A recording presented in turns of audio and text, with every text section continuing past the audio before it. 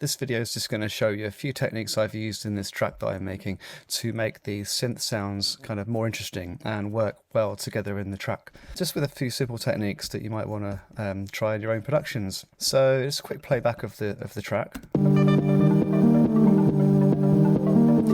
It centers around this main riff here.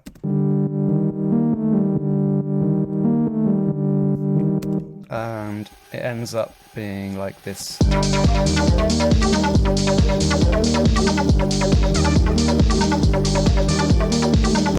So it's, very energetic, quite old school, a little bit of acid vibes in there. And it's got several different types of synth. So what I wanted to do is kind of talk you through those and the techniques I've used to kind of make those synths a bit more interesting, like I said, and work in context with each other. So from the beginning of the track, the main synth part, which is what I've just played you,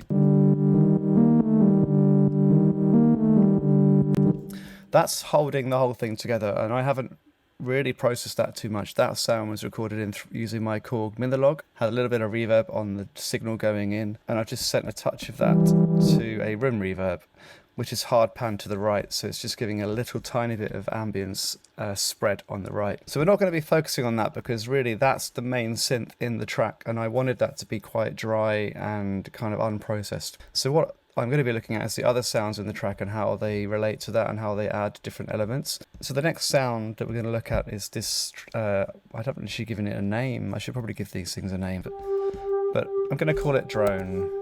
Here we go, Control R. So again, this was a Minilog part on the Korg Minilog. So this is just how it sounded going in.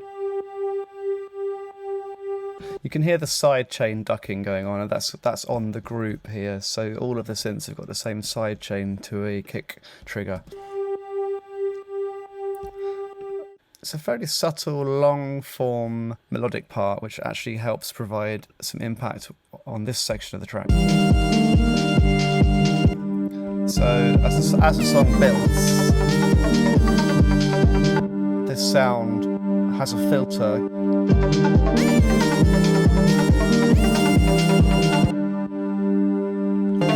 And it's quite subtle, but what it does is it helps that build happen. So to make that sound a bit more interesting and have a bit more movement, I've started off by using a filter, and this has got some automation on it. So if I look at the filter frequency, during this first part of the track, it's got some filtering, and again, that's because there's a build here, and if you listen to this, that's the filter opening up.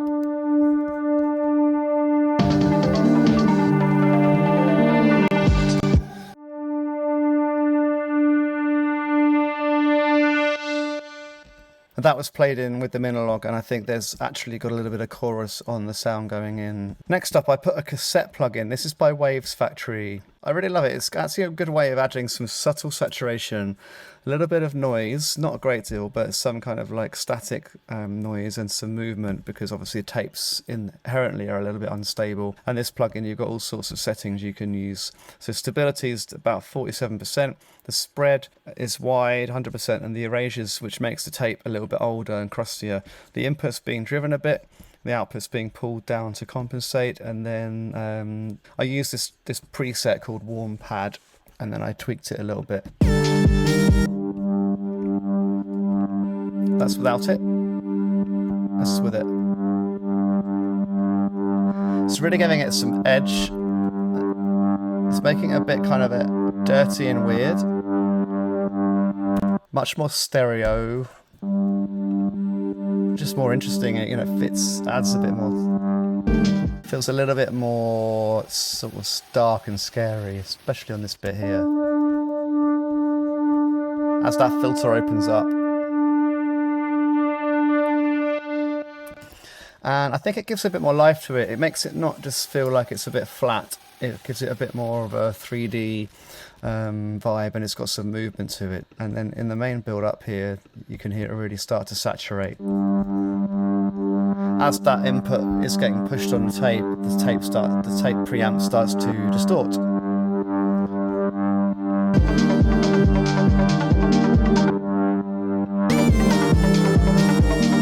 that did actually introduce a little bit low end, and I've controlled the low end here with an EQ, pulling out from around something around 225 hertz on a kind of slope there. So we're losing all of the extra low end from that. Oh, that's the drone sound. Now I've got a group here of the lead synths. There's two main lead synths here. One was recorded in with the middle log again. The main line that kicks in is this part of the song here.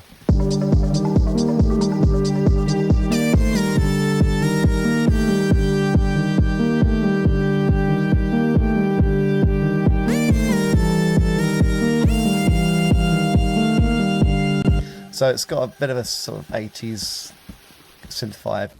Now the main lead line is coming from a Repro 5. This is basically a Prophet preset that I use, and I kind of tweaked, basically giving a very straight up synth leads line. Punchy, mono, and just cutting through. So it's important to me to have that lead line very dry, very clear, because everything else in this track is quite pumping and quite a lot of movement and space. So this is, for contrast, just a nice dry, straight sound.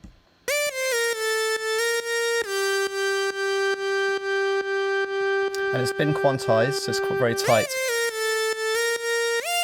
with the glissando, like the glide on it, which is a really cool effect.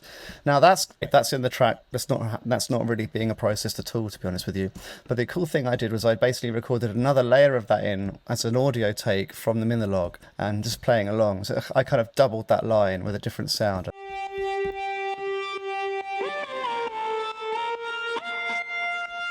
I've kind of taken the high-end frequencies away, so it sounds quite sort of far away. High frequencies make things sound close up, so if you want something to be in the background, just scoop off those highs and it moves it further in the background. Now, it's got a compressor, it's got the low end cut taken away from it, so it's a smaller sound, and then I've got a reverb on it there from the Pro R from FabFilter.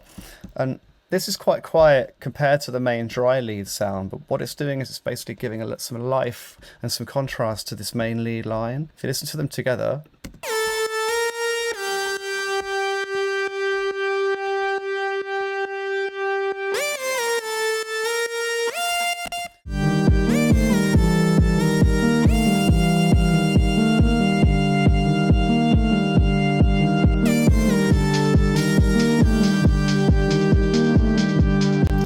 so by doubling that dry lead with a more wet sound that's played in live and hasn't been quantized, it's just providing some contrast and some movement and some juxtaposition, I guess. It's because those two parts being a doubled layer, it's adding a little bit of a human feel to it, and it's because in the background it's not up front, it's adding depth to that main lead line. The ear hears those as one sound, so you still get that dry sound cutting through, but you have another layer behind it.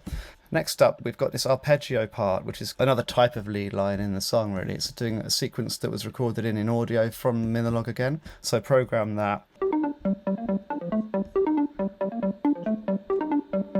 And I am tweaking the sound live on the synth as I'm recording it in. This is an audio track.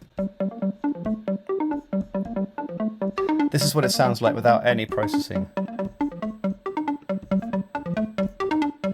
Sounds pretty good. It's a good sound. But once I had all the other sounds in the track, I needed to shape it. I needed to make it fit in and in its right little space.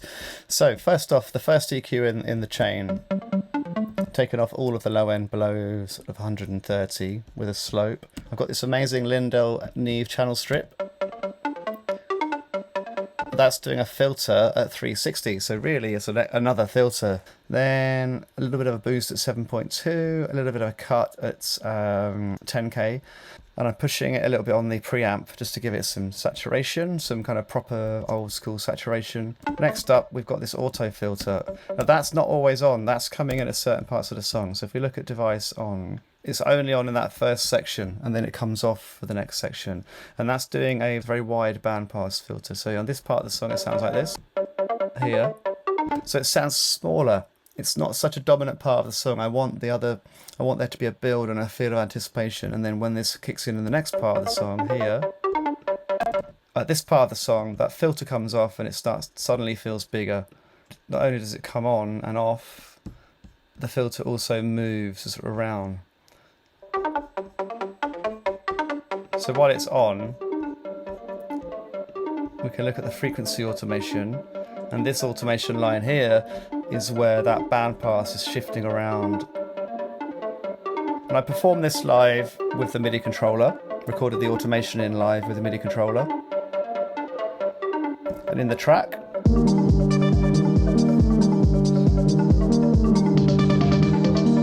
the build up here.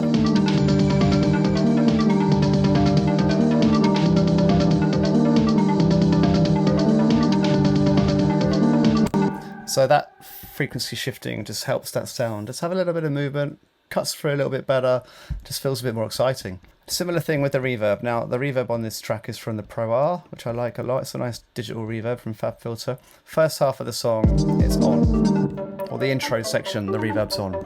It's making sure that that synth line at the beginning of the song is not right in your face, because I want it to be more in your face in the next bit of the song, so to give it a sense of progression. So this bit, it's a nice clean reverb, and then that automation there pulls that reverb out at this part of the song here. There you go, suddenly it's dry.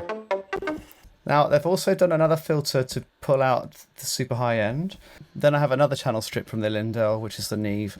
So using this Lindell, this instance of the Lindell, I'm kind of adding a specific band, so 360 hertz, I'm then pushing that a little bit, and that's a nice sort of fattening frequency. And I'm also doing some compression that's being paralleled, so it's only being brought in at about 30%. So there's the dry signal mostly, but with a little bit of a dynamics boost with the compression. And then finally an EQ, which is just controlling the low end.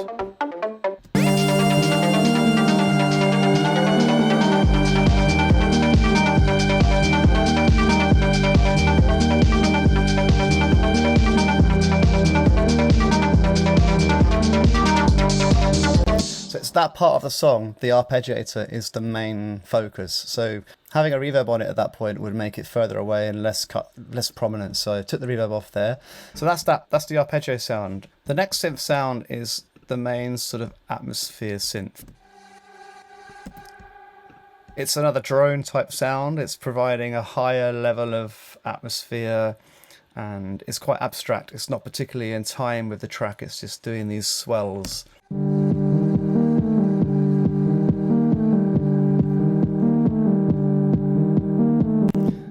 Giving a bit more of a techno texture to something that's slightly more 80s sounding and a bit more kind of happy. So I like that. It's got a nice, quite a happy kind of riff, and then it's got this dark, brooding, impending sound. So this is the sound from the synth.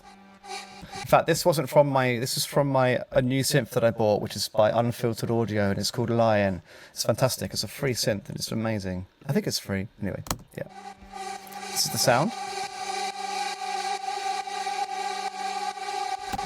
Because this actually feels like quite a close-up sound still, with all that high end and being dry. It's quite full on. I didn't want it to be that much in your face because it's going to be taking the attention away from some of these other sounds. So the first in the chain is this really great old school digital reverb by TAL Audio called Reverb 4. I love it. I think I use it on most of my synthy type tracks. I've gone quite wet with the reverb, but then I've filtered it with a high cut, so it's got a muted reverb type sound. That's with it on. This is without it on. It really is pushing it into the background and filtering it. Already quite a lot of width on the sound, but I wanted more width for this tune, so I put the utility plugin on from Ableton, and I've whacked the width up quite a lot. Just separates the left and the right a bit more. Next up, an EQ, doing a mid cut and a low cut. That would have been to make it sound less powerful. There's a couple of frequencies in there that were being a bit too unruly. So you can look at that one there, I'm putting down there, just controlling the sound. Next up, I've got an effect rack, and then the first chain is just the dry chain, and I've created a second chain. And on this, I've used the Epoxy Crush preset from the Redux Ableton effect. You know, I like this plugin. It's something that you can really mess with to get lots of kind of bit crush sounds and old school 8-bit sounds and stuff. On its own, it sounds like this. Like really industrial and like got lots of high-end fizz. If I combine the two, crank it up a little bit, That's a very unique sonic texture in this track. There's nothing really doing that crackle, that high-end kind of crushed sound. So it's a lovely texture to add to this already quite dark sound. And it's just giving a little bit of wind, like a little bit of airy type texture. And as that fades out, it's really cool. Listen to this as it fades out. As the signal gets less, you can hear that reverb chain just being completely destroyed by the bit crusher. So that's in there just as a layer of texture, and I really think it adds quite a lot. In the middle section of this song, it's quite a lovely kind of sort of floaty bit. I've got this sound.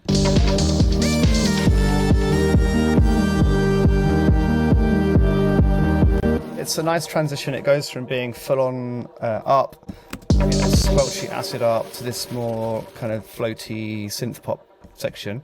And for that, I used the Lion synth again, because I just got that synth and I wanted to use it on lots of stuff, basically. So the sound without much processing is this.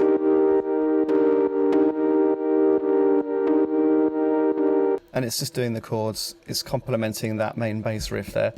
But again, I didn't really want anything to be competing in the same space as the main synth riff that we heard before, because this is going to be very much masking it and blurring together with it.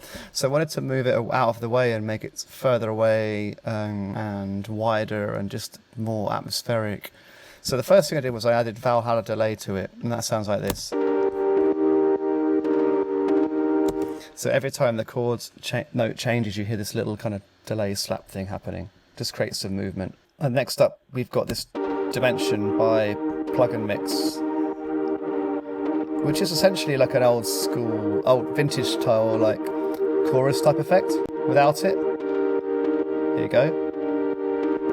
There you go. It's really helping it, like, not necessarily cut through more, because we didn't want it to be totally cutting through more, but it's helping it be a bit more in its own place rather than on top of that more dry main synth riff. And if you listen to this with the main synth riff, which is essentially a bass sound really, together,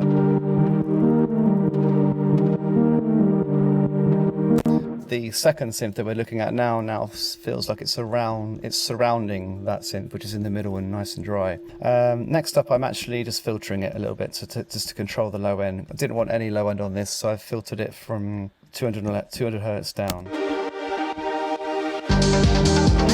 And as I was recording it in with the software synthesizer, I was using the inbuilt filter to make it sound brighter and add that energy into the next part of the song. So, it starts off like this, and it kind of opens up.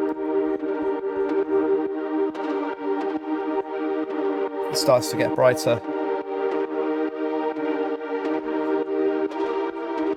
But it never gets too bright. I've got the EQ first in the chain controlling that high end with a shelf, and that's basically going to be stopping it from becoming so bright that it clashes with the drums and clashes with the other bright sounds in the track.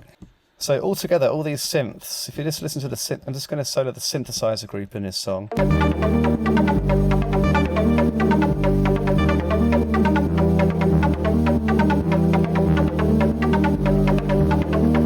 Here we go. Now hear all those individual parts.